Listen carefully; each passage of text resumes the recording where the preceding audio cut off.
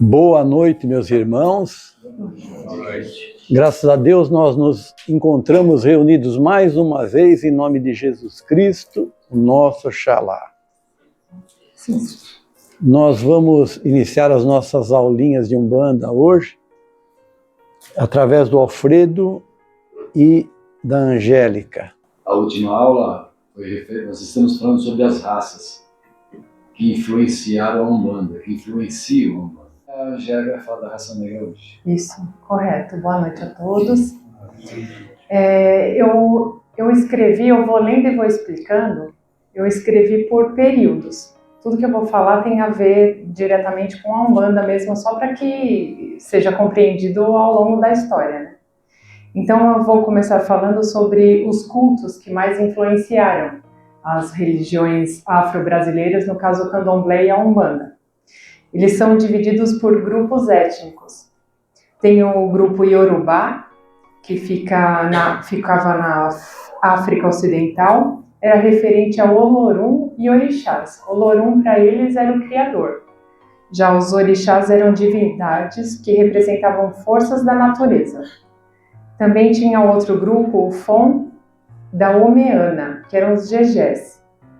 Eles já cultuavam Vodum, que era focado no Vodum, as divindades Fon e Ewe, originárias do Daomé, cultuadas no Candomblé como forças da natureza e ancestrais divinizados. Isso é mais a título de curiosidade. Tinha também os Bantus, que realizavam culto aos ancestrais e espíritos da natureza. O que seriam esses cultos aos ancestrais? Ancestrais eram vistos como guias e protetores que mantinham a conexão entre o mundo espiritual e o terreno. E esses cultos eles eram realizados nas matas. Agora eu já vou passar para o próximo período, que é referente ao período escravagista. Como isso se deu? Os negros foram separados de forma sistemática e violenta, com o objetivo de quebrar laços familiares, comunitários e culturais, facilitando o controle e evitando rebeliões. Como isso era feito? No primeiro caso, tinha a separação na origem e tráfico nos navios negreiros. Como isso era feito? Os africanos de diferentes regiões, etnias e línguas, eles eram misturados nos navios, evitando assim a comunicação e dificultando para que eles não conseguissem realizar nenhuma revolta, né? Angélica, um detalhe interessante é que a gente tem em mente que os africanos, eles eram capturados pelo europeu, né? Pelos espanhóis, ingleses, principalmente portugueses. A história na nossa escola nos dá essa conotação, mas em verdade, os maiores captadores dos africanos eram os próprios africanos. Eles brigavam entre si nas guerras e aqueles que perdiam acabavam sendo vendidos aos europeus, em troca de quinquilharias, vamos dizer assim, né? E muitas vezes, quando isso começou a se escassear, já não tinha tanta briga assim, eles invadiam outras tribos para conquistar aquilo que era das tribos, principalmente roubo de mulheres e crianças, e vendiam esses africanos aos europeus. Então, aqui uma observação, né? Normalmente a gente acha que os europeus, primeiro que os europeus não conheciam as entranhas das matas africanas. Então era difícil, eles não conheciam, não sabiam que tribo era mais hostil, qual era mais pacífica. Então era muito mais fácil o próprio africano fazer isso. Aqui no Brasil também, né? Obrigada, Jarley. A outra forma de separação, que o Jarley já explicou várias vezes, se dava pela separação familiar. Esses escravos, ao chegarem no Brasil, eles eram separados. O pai, a mãe, os filhos eram vendidos no mercado separadamente por região. Por exemplo, o pai era vendido para um colonizador em um determinado estado ou cidade, e os filhos também, para que não fosse impedido o reencontro deles. Para não criar rebeldia, né? Inclusive, eles procuravam colocar escravos capturados de regiões e com dialetos e idiomas mais ou menos diferentes, que nem se comunicar, ele não se comunicava direito. Ocorreu também, nessa mesma época, a imposição da fé. Como a imposição da fé era realizada? Os escravizados africanos, eles eram forçados ao batismo. Eles tinham que praticar dos ritos católicos, eles eram proibidos de praticar a própria religião. E recebiam o nome católico. Geralmente Antônio de Santo Antônio, Manuel de São Manuel, Joaquim de São Joaquim.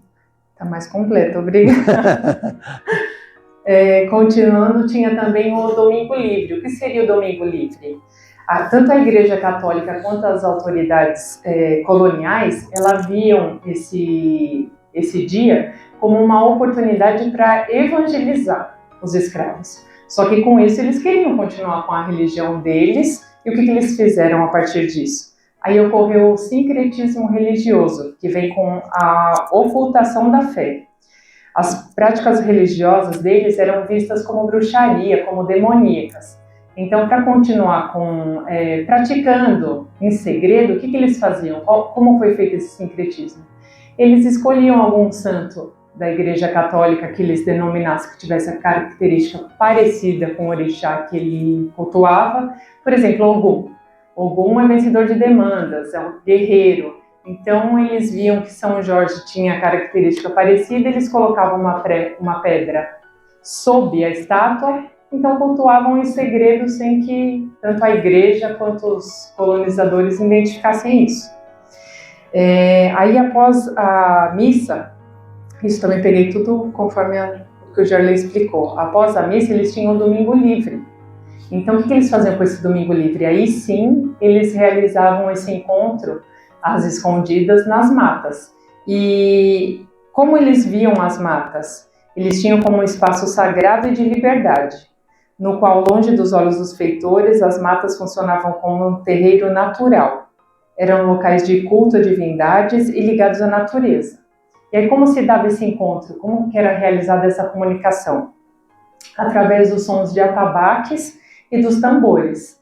Um deles tocava esses tambores no meio das matas, que esse som não servia somente como música, ele servia também para transmitir um comunicado de perigo, chamadas para encontros ou fugas. E aí agora, terminando a escravidão, após a escravidão, passando algum tempo, foi fundada a Umbanda. Aí eu vou falar sobre a raça negra dentro da nossa religião. Eu vou falar rapidamente, tem alguém aqui que nunca ouviu falar sobre o início da Umbanda, como se deu? Todos conhecem o início da Umbanda?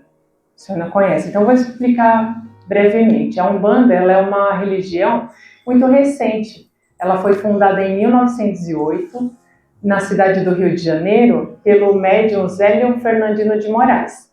Ele recebeu a entidade que era o Caboclo das Sete Encruzilhadas. Numa mesa kardecista. Isso. E com isso ele fundou a tenda espírita Nossa Senhora da Piedade. E aí como se deu agora para poder explicar a raça negra dentro da nossa religião Umbanda? Ele declarou que iniciava-se um novo culto no qual os espíritos desencarnados de velhos africanos que não encontravam campo de atuação junto aos índios nativos, no caso os caboclos, que foi o que o Alfredinho explicou semana passada, poderiam trabalhar em benefício dos encarnados sem qualquer tipo de preconceito, seja por cor, raça ou até mesmo a condição social. E agora, para encerrar, vou falar a importância sobre o preto velho na Umbanda. É referente à ancestralidade do preto velho. A linha dos pretos velhos representa espíritos de escravizados africanos ou afro-brasileiros. Eles simbolizam a sabedoria, a resiliência, a paciência e o respeito. Sua presença no terreiro é fundamental para o aconselhamento e a cura espiritual, mostrando a superação do sofrimento da escravidão. Então, nesse caso, eu vou dar minha opinião e aguardo pela orientação do Jarley e do Alfredinho. Assim, dentro de tudo que é ensinado aqui, de tudo que a gente aprende, o sofrimento é ruim, né? Ninguém quer passar por nenhum tipo de sofrimento, seja físico, mental ou espiritual. Mas normalmente é no sofrimento que nós trazemos um maior aprendizado. Então faz todo sentido a linha do Preto Velho trazer essa sabedoria, essa resiliência. E o Jarley também explica que não necessariamente as entidades que se denominam como Preto Velho foram a última sempre Preto Velho.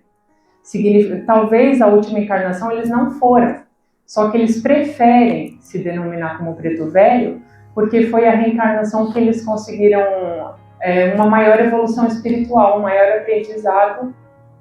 E é isso, se quiserem completar.